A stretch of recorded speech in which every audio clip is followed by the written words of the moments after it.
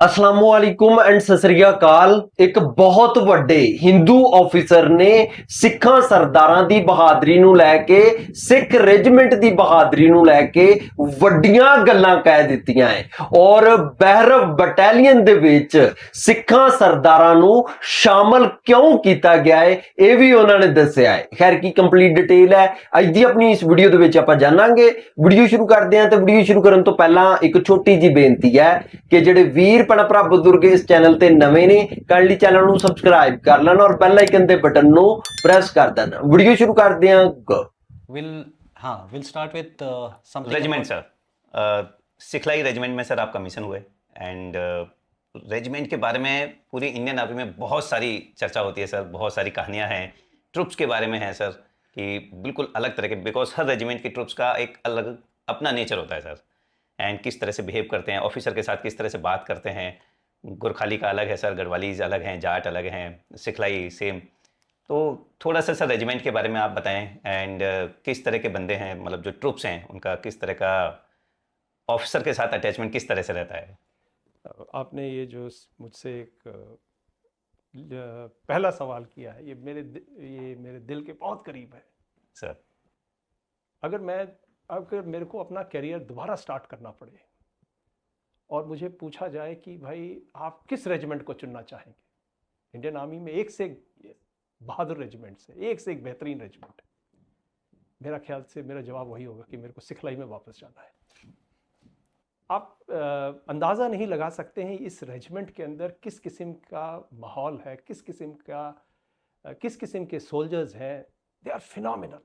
मतलब आपको ऐसे सोल्जर्स मिलेंगे ही नहीं पूरे इंडियन आर्मी में। सबसे रीसेंट उदाहरण मैं आपको दूंगा, इससे पहले कि मैं आपको अपने रेजिमेंट के बारे में बताऊं।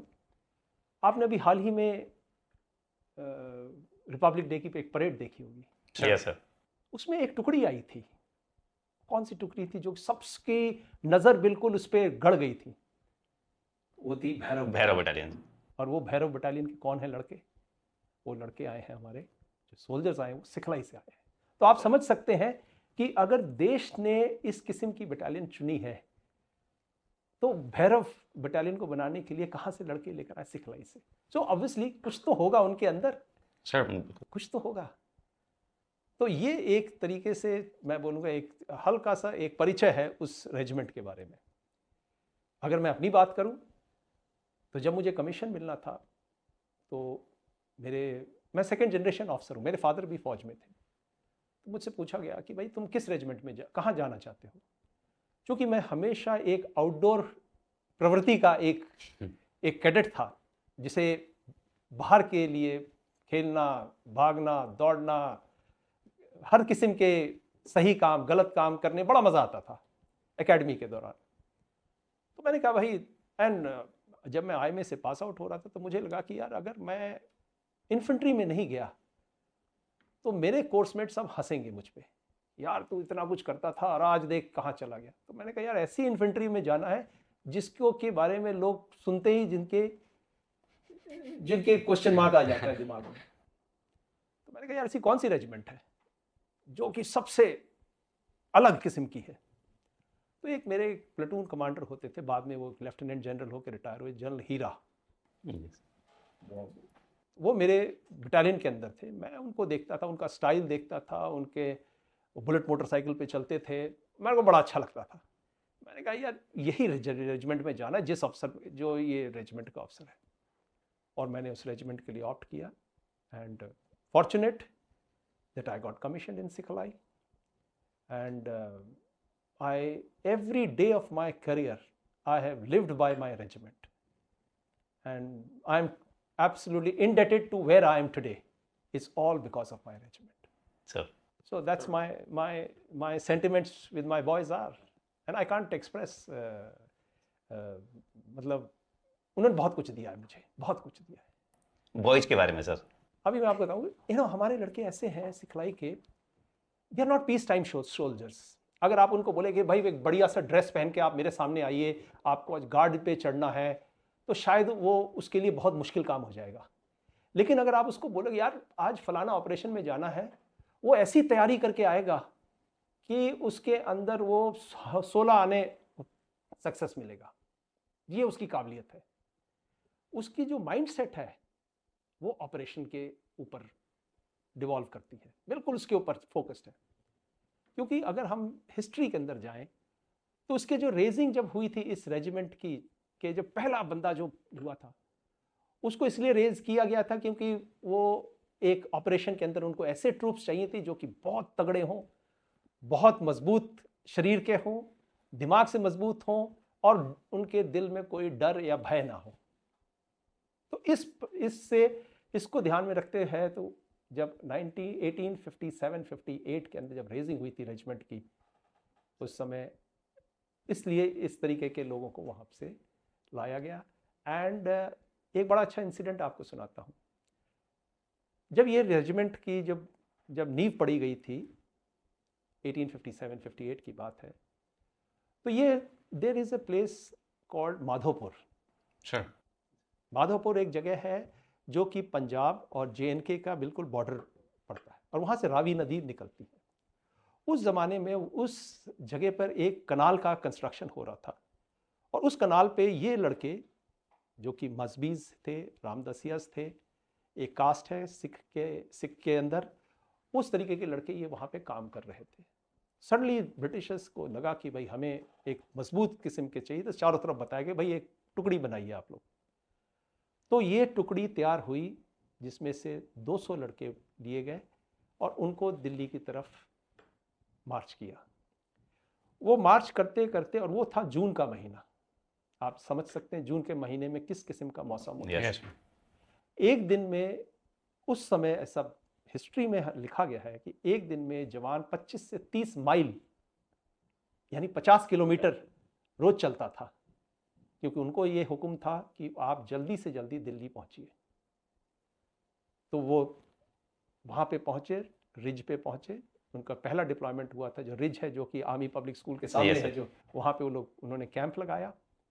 और उसके बाद वहाँ पे जो भी बैटल के अंदर गए, बैटल करने के बाद कई जवान उसमें शहीद हो गए।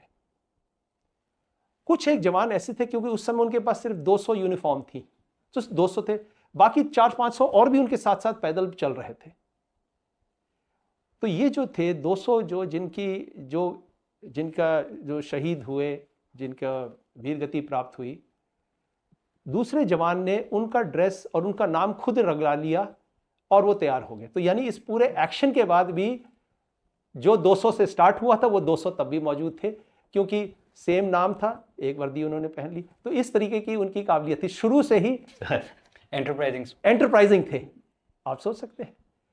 तो ये इसलिए किया कि भाई अगर मैं अपना नाम चेंज करूंगा तो उसका पे, उसका अलाउंस, उसका जो भी, क्यों उस चक्कर में पड़ना। ठीक है, अगर वो संतोख सिंह है तो मैं भी संतोख सिंह बन जाता हूँ थोड़ी देर के लिए। बट वो जज्बा भी था सर, वो जज्बा वो था, जज्बा भी था। लड़ाई का एक जज्बा था वो। तो यहाँ से वो शुरुआत हुई थी उस रेजिमेंट की। और उसके बाद एक चीज़ है कि ये चाहते हैं कि जो उनके लीडर हैं, लीडर इन द सेंस जो उनके ऑफिसर्स हैं, उनके जूनियर कमीशन ऑफिसर्स हैं, NCOs हैं, they want to see them as super humans. If you're not a superhuman, if you can't be better than them, they will not respect you. So you have to be good in physical, in weapon training, in tactics. They should look upon you कि yes, he will take me to success, take me to victory. तब आपकी इज्जत करेगा वो। तो इस किस्म के हैं जवान हमारे, बहुत ही आला दर्जे के हैं। And fearless, I will say they are fearless. I haven't seen any fear in their eyes ever.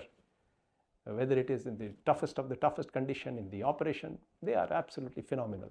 Sir So ये थे जहाँ से मेरी शुरुआत हुई थी मेरे करियर की। ਵੀਡੀਓ ਦੇ ਵਿੱਚ ਆਪਾਂ ਨੇ ਦੇਖਿਆ ਤੇ ਸੁਣਿਆ, ਭਾਰਤ ਦੇ ਇੱਕ ਬਹੁਤ ਵੱਡੇ ਹਿੰਦੂ ਆਫੀਸਰ ਨੇ ਸਿੱਖਾਂ ਸਰਦਾਰਾਂ ਨੂੰ ਲੈ ਕੇ, ਸਿੱਖ ਰੈਜੀਮੈਂਟ ਨੂੰ ਲੈ ਕੇ ਵੱਡੀਆਂ ਗੱਲਾਂ ਕਹਿ ਦਿੱਤੀਆਂ ਹੈ। ਉਹਨਾਂ ਦਾ ਕਹਿਣਾ ਹੈ ਕਿ ਸਿੱਖ ਰੈਜੀਮੈਂਟ ਇੱਕ ਬਹਾਦਰ ਰੈਜੀਮੈਂਟ ਹੈ ਤੇ ਇਸ ਗੱਲ ਦੇ ਵਿੱਚ ਕੋਈ ਸ਼ੱਕ ਨਹੀਂ ਹੈ। ਇਹ ਗੱਲ ਤੇ ਪੂਰੀ ਦੁਨੀਆ ਕਹਿੰਦੀ ਹੈ। ਦੇਖੋ ਜੀ, ਚਾਈਨਾ ਦੇ ਵਿੱਚ ਵੀ ਸਿੱਖਾਂ ਸਰਦਾਰ ਫੌਜੀਆਂ ਦੇ ਪੁਤਲੇ ਲਗਾਏ ਗਏ ਨੇ ਬੈਲਜੀਅਮ ਦੇ ਵਿੱਚ, ਜਿੱਥੇ ਵਰਲਡ ਵਾਰ 1 ਵਰਲਡ ਵਾਰ 2 ਹੋਈ, ਜਿਹੜੀ ਬੈਟਲਫੀਲਡ ਹੈ ਉੱਥੇ ਵੀ ਸਿੱਖਾਂ ਸਰਦਾਰਾਂ ਦੇ ਪੁਤਲੇ ਲਗਾਏ ਗਏ ਨੇ। ਇਟਲੀ ਦੇ ਵਿੱਚ ਵੀ ਸਿੱਖਾਂ ਸਰਦਾਰਾਂ ਦੇ ਪੁਤਲੇ ਲਗਾਏ ਗਏ ਨੇ।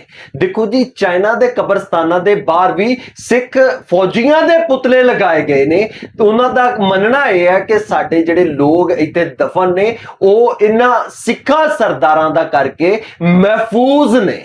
ਇਹ ਹੈ ਜੀ ਸਿੱਖਾਂ ਸਰਦਾਰਾਂ ਦੀ ਛਵੀ। ਬਾਕੀ ਐਂਡ ਦੇ ਉੱਤੇ ਮੈਂ ਇਹੀ ਕਹਾਂਗਾ, ਸਿੱਖ ਰੈਜੀਮੈਂਟ ਪੂਰੀ ਦੁਨੀਆ ਦੇ ਵਿੱਚ ਆਪਣੀ ਬਹਾਦਰੀ ਦੀ ਵਜ੍ਹਾ ਦੇ ਨਾਲ ਜਾਣੀ ਜਾਂਦੀ ਹੈ, ਔਰ ਉਹ ਗੱਲਾਂ ਜਿਹੜੀਆਂ ਪੂਰੀ ਦੁਨੀਆ ਕਹਿੰਦੀ ਹੈ ਉਹੀ ਗੱਲਾਂ ਇਸ ਹਿੰਦੂ ਆਫੀਸਰ ਨੇ ਆਖੀਆਂ।